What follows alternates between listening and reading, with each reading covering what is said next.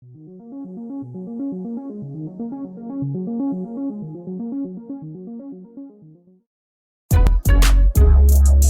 people reviews stuff.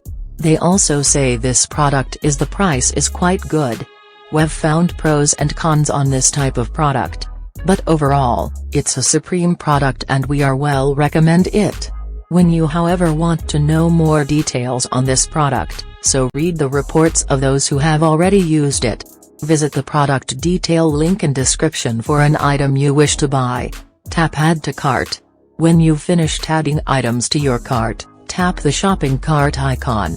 If you need to edit the items in your cart, tap save for later or delete next to the item in the cart. Tap proceed to checkout and follow the on-screen instructions.